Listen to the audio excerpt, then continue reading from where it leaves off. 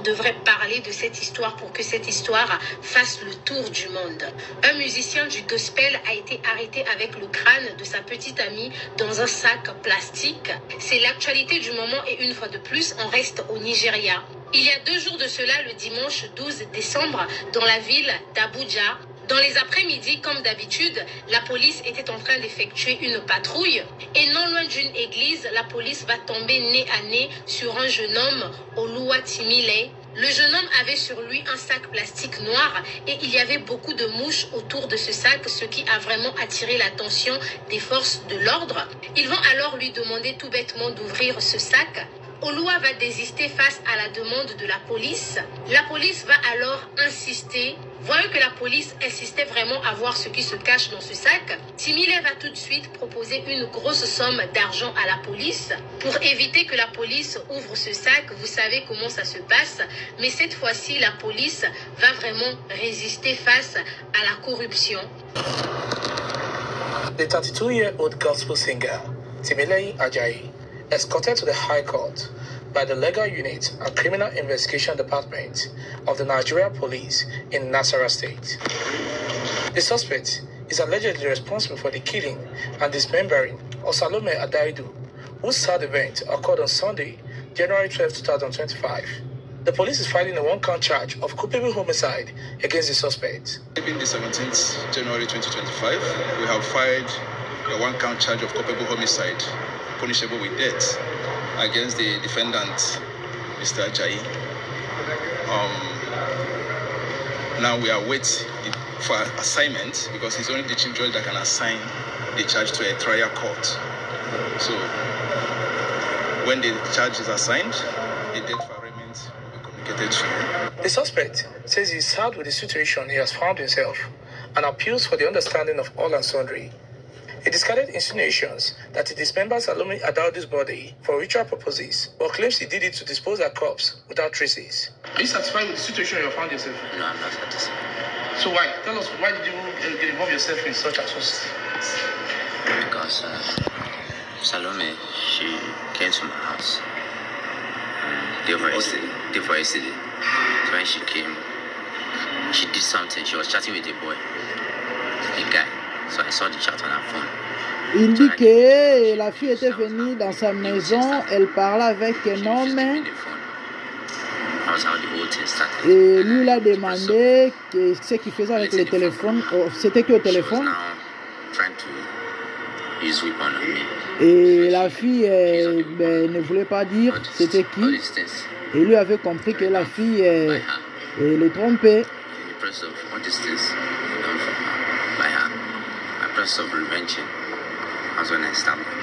Et pour se venger, c'est comme ça qu'il a poignardé au cou. Un menteur, hein, ce monsieur. I wanted to discard the body so that nobody will find it. That was why I did that, not for ritual sake. A charge has been filed, an application made for the defendants to be remanded at the custodial center, pending when the case will be assigned to a trial court. Godwin Agwam, TVC News, Lafia.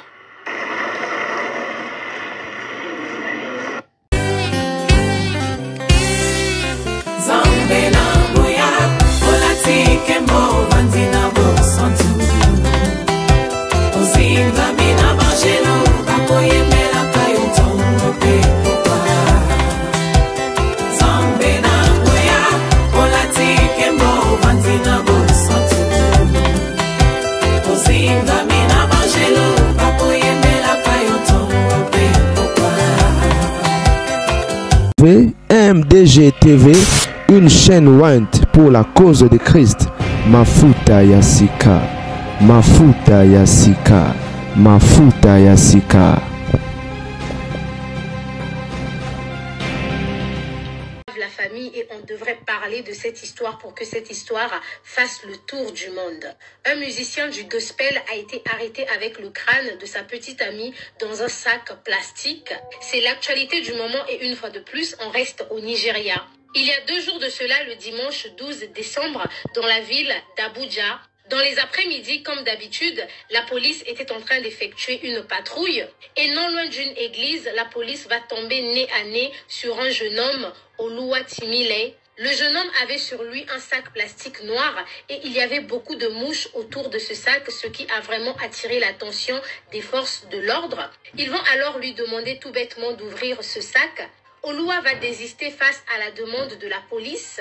La police va alors insister. Voyant que la police insistait vraiment à voir ce qui se cache dans ce sac, Timile va tout de suite proposer une grosse somme d'argent à la police pour éviter que la police ouvre ce sac. Vous savez comment ça se passe, mais cette fois-ci, la police va vraiment résister face à la corruption. Ne comprenant pas les raisons pour lesquelles Timile ne voulait pas qu'on ouvre ce sac, pourtant c'est un sac ordinaire, les agents de police vont alors saisir le sac et en ouvrant ce sac, ils vont faire une découverte macabre, la tête d'une jeune femme avec des tresses. La police et les riverains autour, troublés par cette découverte, vont alors mettre la pression à Timile en lui demandant à qui appartient cette tête. Timile va dire à la police que ce crâne n'est autre que la tête de Salomé, sa petite amie. Ils vont poursuivre en lui demandant où se trouvent les restes de ce corps. Timile va passer aux aveux. Il va dire qu'après avoir assassiné sa petite amie, il a emporté la tête en abandonnant le reste du corps dans sa résidence. Timile sera tout de suite arrêté et transporté au commissariat. Une fois devant les enquêteurs, l'identité de la jeune femme a été confirmée et on va apprendre que ça fait pratiquement une année que Timile et Salomé étaient en couple. Salomé, c'était une sœur dans son église, conservatrice, sans histoire. Timile, quant à lui, hormis le fait d'être un chanteur gospel sur les réseaux sociaux, il créait du contenu autour de Dieu et autour du développement personnel. Il avait même sorti son album intitulé « Le Dieu de toute la terre ». Timile était vraiment à la recherche de la popularité et de la richesse et il voulait se servir du crâne de sa petite amie en guise de sacrifice pour devenir riche et populaire. Enfin, cette histoire, c'est vraiment la définition de ce qu'on appelle « il ne faut faire confiance à personne ». Actuellement, les gens se demandent « mais quel type d'homme faut-il vraiment conseiller aux femmes ?» Que vous soyez avec un homme de Dieu, c'est des problèmes. Que vous soyez avec un païen, c'est des problèmes. Que vous soyez avec un brouteur, c'est des problèmes. Que doit-on faire en tant qu'être humain pour trouver une personne de confiance? Les gens, le monde est méchant. Sur ce, prenez soin de vous. Et pour trouver un homme de confiance ou encore une femme de confiance, il faut demander à celui qui connaît ou encore qui sonde les cœurs et les reins, qui connaît les humains. C'est Dieu, le créateur de l'humanité. Ah oui, parce que la révélation par le Saint-Esprit ne ment point. La Bible dit que le cœur de l'homme est tortueux, méchant de dessus tout. Qui peut le connaître? Il n'y a que Dieu qui peut connaître le cœur. Les apparences sont trompeuses. Mes frères et sœurs, faites très attention. Et j'ai toujours conseillé aux gens, tu peux être attiré par un homme ou une femme, ce qui est naturel. Mais si vous voulez conclure la relation ou encore, je ne sais pas, et finaliser les choses, demandez l'approbation de Dieu. Et là, je vais peut-être rectifier ou encore dire aux gens de ne plus attendre la demande de mariage ou je ne sais pas moi, ou la finalité, mais dès le début, dès le commencement, parce que les deux là n'étaient pas mariés encore. Hein. Ouais, ils étaient encore, je ne sais pas, proposants, fiancés, tout ce que vous voulez, copains, copines, mais malheureusement, il va sacrifier l'autre. Quelle horreur! Il faut être sans cœur. J'ai suivi le jugement de ses frères par la police, par les autorités. Excusez-moi, c'est vraiment un homme sans état d'âme. C'est vraiment... je ne sais pas s'il faut l'appeler... Celui-ci n'est pas un humain, ce monsieur. Il est sans froid, il parle sans remords. Alors, il a dit qu'il ne regrette pas l'acte commis. Il a dit qu'il ne regrette pas. Il fallait tuer cette fille. Pourquoi? Il dit parce que la fille lui trompait. Vous pouvez imaginer. Est-ce qu'une fille te trompe? Surtout que vous n'étiez pas marié, il faut le tuer. Ça n'a pas de sens. On l'a dit, mais non, c'est pas vrai. On t'avait surpris.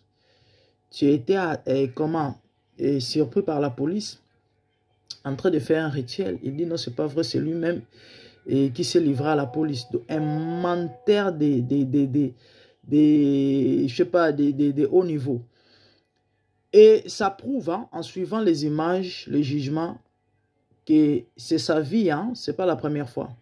C'est une chose qu'il a l'habitude de faire. Hein. Ah oui. Je vais vous mettre un morceau. Et sur son jugement, bien que c'est en anglais, il dit qu'il ne regrette pas l'acte qu'il a commis ou encore posé. Il dit qu'ils étaient tout le temps en querelle, la fille n'était pas sérieuse, la fille n'était pas une bonne femme, mais blablabla. Mais pourquoi tu n'avais pas arrêté la relation au lieu de mettre fin à la vie humaine comme ça? Les amis, faites très attention aux apparences comme je venais de les dire. Je vais chuter en lingala parce que nos émissions, et nous le faisons parfois bilingue s'il s'agit d'un thème ou encore d'un sujet, d'une histoire qui est internationale, qui va au-delà de la RDC. Nous faisons bilingue, nos émissions bilingues pour aider non seulement les lingalophones, mais aussi les francophones, afin de comprendre de quoi il s'agit. Et voilà, c'est un peu ça. Donc, vraiment, prenez soin de vous et veillez, comme la Bible le dit. Ne faites pas confiance aux apparences. Regardez ces messieurs, regardez l'image de ces messieurs, regardez sa posture. Vous ne pouvez même pas imaginer. En plus, c'est un chanteur gospel qui chante pour Dieu, soi-disant. Bande onangai. Mokilio boromona mabomba mina mabomba mi. Mabomba mina mabomba mi. Na uti kozo image moko ka lelo. Kana Nigeria. Moi mobali moko na jeune fille moko. Na habité so pas aki chérie na eto lokota ke kana nzela so peka chel. Akene na hotel. Taba siso sa ambassalité. A kangi la fille maboko na makolo. A kangi a ligoté la fille, a ligoté ma colo, a ligoté ma boko. Tel à moi mobile. Ma casse à moi mobile certainement cause à droga qui est. Kangi mon encore, kangi ma boko. Nana image wana mais malheureusement moi na chango awa exaté parce que bilo qu'on a na YouTube et le karaté parce que la fille a à moitié ni. Non seulement ça, les images moi za MP so moins. Na kocha peut-être bandeli. Ndenge ba police bando qui est na chambre ya garçon yango. Bon, mon anding bazipa qui est mbata. Un bel homme, un jeune homme dans les plus ou moins 30 ans. On a plus de 35 ans. Dans les plus ou moins 30 ans. Et Mobali Kitoko a attaché la fille. Et là, on y est l'équipe. Tant que ici, l'ambassalité a kangié, a bimi libanda. C'est comme ça, banda qui ko benga batunaye. Et il fallait basa la rituel. Baya bazwa la fille bisika zaki na hotel wana. Hotel wana zaki mwa munene boy. Nzambe denga salaka makambu. Mutu moko asalaka na hotel wana abande ko yoka conversation. Ndeta mutu wana yoki abengeli mbila. Police ye bato bele ba yelie ba fronte ye malgré nga sa assemblée simbité ba fungola penda chambre ya hotel ba kuti la jeune fille azo lela mais moya ganga makase zaki te parce que munoko zaki ko kangama. Nzambe ninga salaka makambo nzambe linga batuna ye malgré ma bena bango. Malheureusement pour la pauvre Salomé, moi na bato ya moi c'est kitoko akufika boy bande ko jeune fille akeka ya mubesu boy moi na moi soit dans les vingtaines hein akufika boy et ama mingi eza pasi moi mobali oyo quand de botiko landa mbila kangi et a na sachet ezingami na banzinzi. Mbila moni yango bizarre. Ba bisa fungola bando lingo fungola te. A proposer mbila mbongo mbila lobi jamais. Tant a fungola on ba moni mutu, crâne ya mutu. Batunie ya nani? Mutu oyo. Ono ya copine na e wapi nzoto watika yona na ndako. Et eza pas ces amants. Na landi jugement na e. Bazo sambisa e. Na ochango je crois na suka.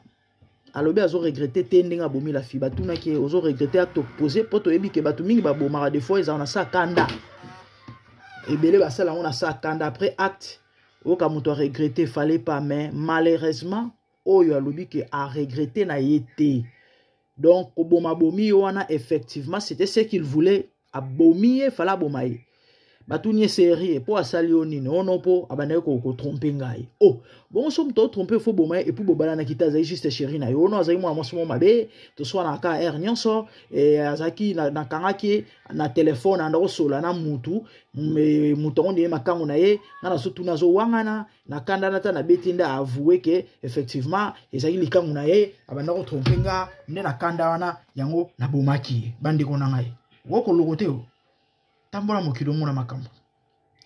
Et awawa, il ne s'agit pas de n'importe qui, hein, musicien gospel. Si ko biso tam toza ko dénoncer bato oyo.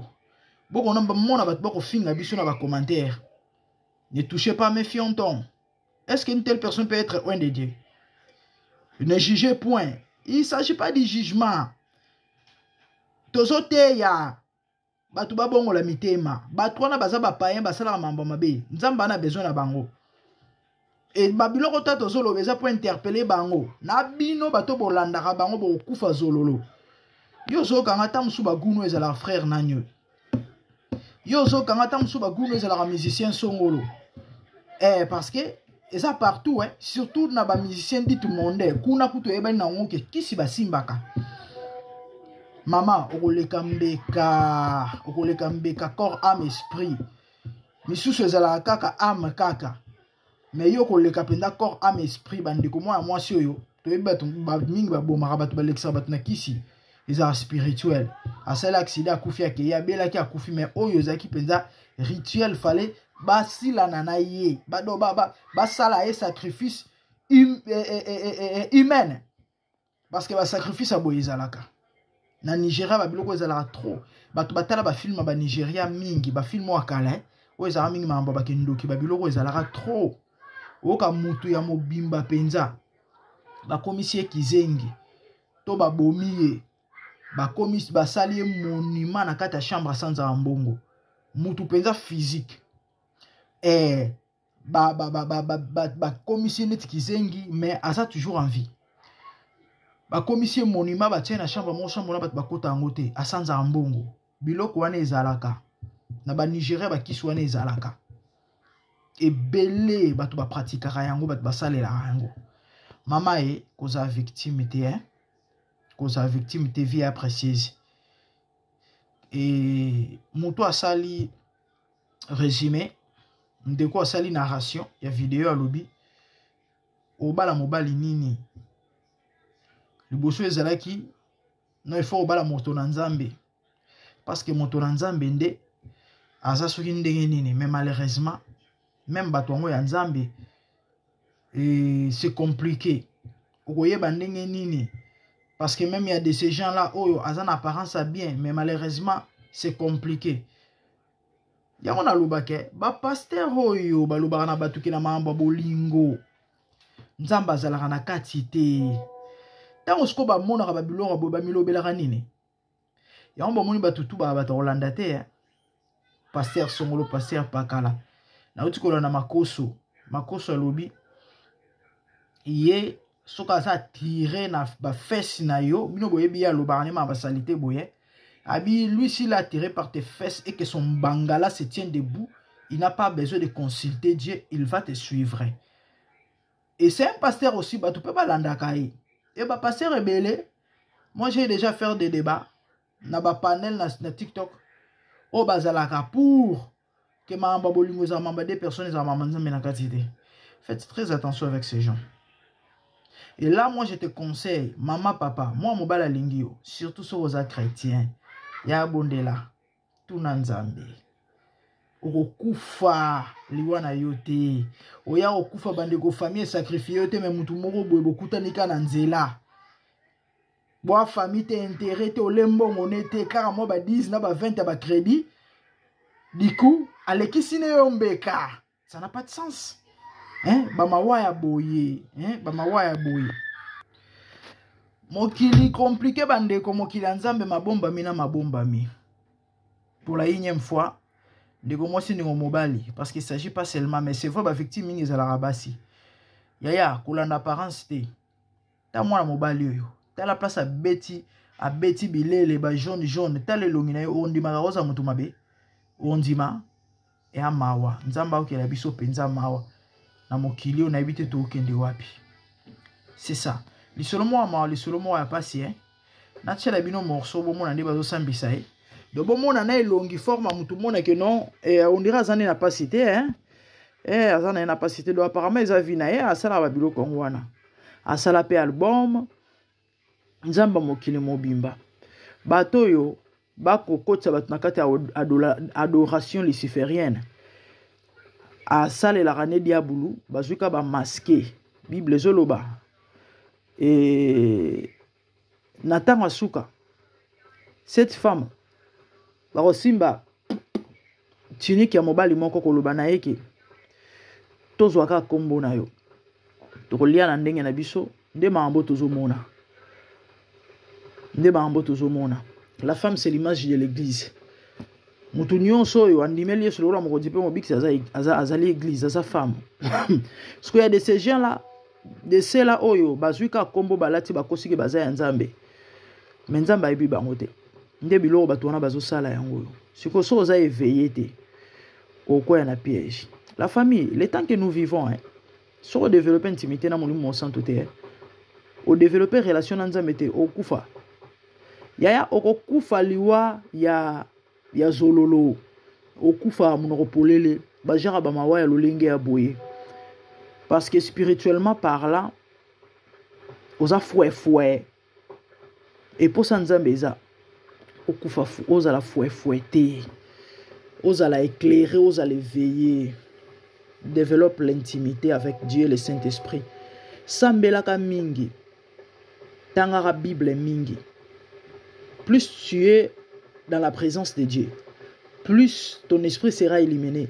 Plus misune ko fungwama. Entendement na yo eko fungwama. Spiritualité na yo eko fungwama. O comprendre ba mambo batobele ba comprendre te. O mona o batobele ba mona te. O yoka o batobele ba zo yoka te. C'est ça. Malheureusement, les chrétiens, bah une discipline numéro 00. Bah occultiste, bah ça va progrès pourquoi? Parce que bah discipline. Mais bah chrétien, bah une discipline, moussa na bango bah lukela bango nzambe, bah sambele la bango, bango bah tinda bango, bah matela bango bangomba. Il y a de ces choses là soyo mo salité. Et là au sale mesate hein, nzamba au sala pété hein. Les a devoir na yo, moussa na nzambe oui, moussa neza ko accompagner yo hein, ko orienter yo. Et le reste, il faut avoir responsabilité dans la beaucoup. C'est ça. Les solo est pessi pas c'est pessiment. Et si je vous dis bato na Congo bazali, qui me croira? Ils en a kata ba mambo bonzambe soi-disant. Ils en a o mokili. Baza est belé.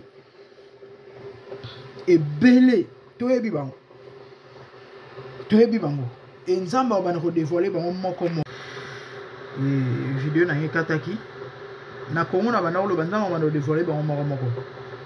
Il y aura aussi de ces personnes-là, bato na nzambe soit déjà barokanga bango na babilo kwa boy ke bamona ki mutu na kati ya mutu kana ye ya kokufa buka mama na olo bana bino. Que Dieu nous aide, que le Seigneur nous aide. Abonnez-vous massivement sur MDG TV mon frère, c'est comment c'est la grande dame. Bonne chose tout le monde balassima. Que Dieu vous bénisse. Partagez, likez, commentez. Surtout vous partagez pour sauver des âmes. Nous avons mon merci, au revoir.